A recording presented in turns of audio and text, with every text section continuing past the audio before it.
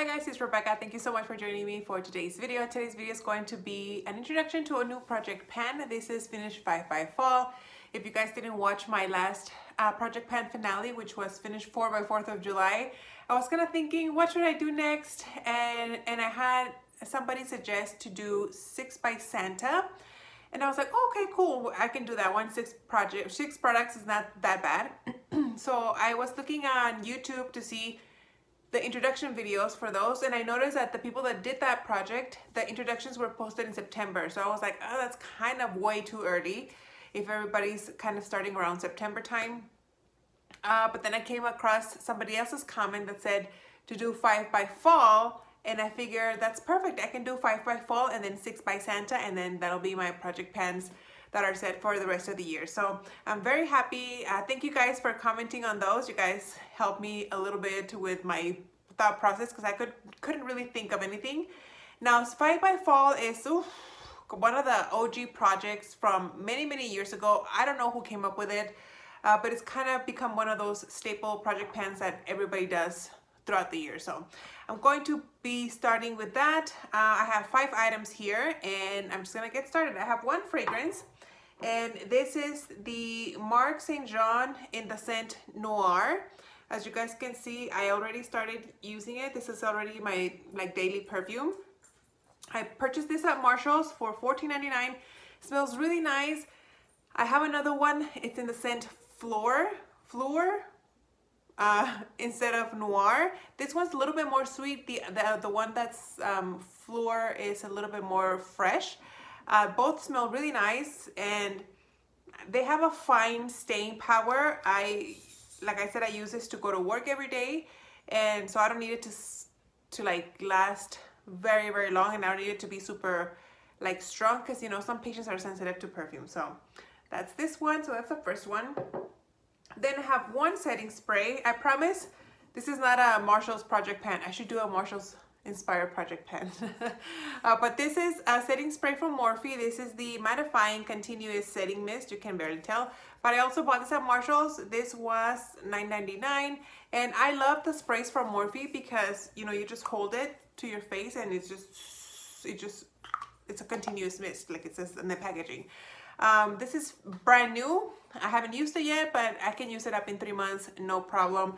I shouldn't have any issues finishing this guy up. So that's that. And then I have 3 face powders, facial powders. They're not all, well, and let's just go into it. I have a powder foundation from L'Oreal.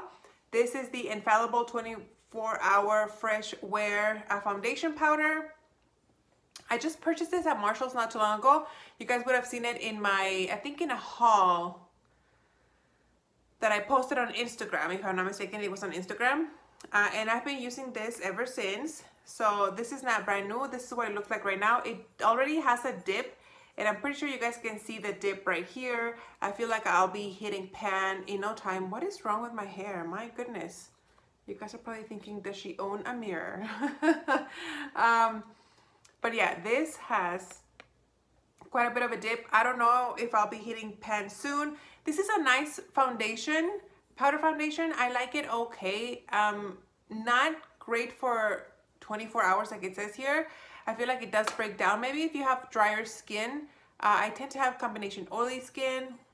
It works fine. Like I said, I'm wearing it today. But I feel like I prefer the other powder from L'Oreal, the True Match powder. That's just a facial powder. It's not a powder foundation.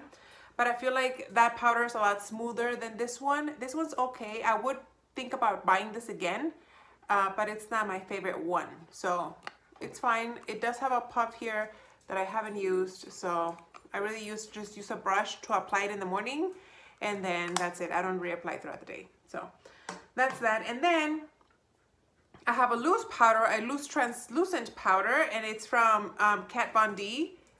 This is the, or maybe this is the KVD. It's probably the KVD already. Vegan Beauty. This is the Locket powder in the color translucent, and this is brand new. Oh, it has a little puff. It has a baby puff. But this, as you guys can see, still has the sticker here from where the little sticker is here. You guys know for loose powders, I tend to pop off the the sifter and just dip my brush in here. I am going to use this mainly to set my under eye, just because like I have this powder foundation and then this. I don't use, well, okay, I'm planning to use it in two ways, either to set my concealer when I use this as a powder foundation, or whenever I use a liquid foundation, I don't use this and I'll use this to set my liquid foundation. So I'm gonna be rotating through two powders. I think I can finish it, especially because this one's not brand new. It already has a significant dip, like I said, and I feel like I'm gonna hit pan pretty soon, so I'll be okay rotating between liquid and powder foundation. So this is for just the powder foundation, and this is for when I use liquid foundation, or just to set my concealer when I use this powder foundation. So two face powders, but I'm not too worried about it because I tend to eat up powder like crazy. The thing that's crazy that I'm adding though is my last item, and you guys might think, I myself think it's crazy, but I'm adding a blush. So this is the Tarte Amazonian Clay 12-hour blush in the color Thankful. I have a lot of these little Amazonian clay blushes, and it's time that I use them up. Now, this is brand new, as you guys can, I hope, tell. The imprint is still fairly, it's new. There's no swatch or anything, but there's like a piece missing up here. And the reason being is that when I was bringing all this stuff here, I dropped this. And of course, a little chunk broke off. I kind of had to like repress everything down just to make sure that, you know, everything's not super loose. But I'll give you guys a swatch. That's the color right there. I tend to go pretty heavy-handed with blush. I mean, you guys can see me. And then that is the blush, what do you call it?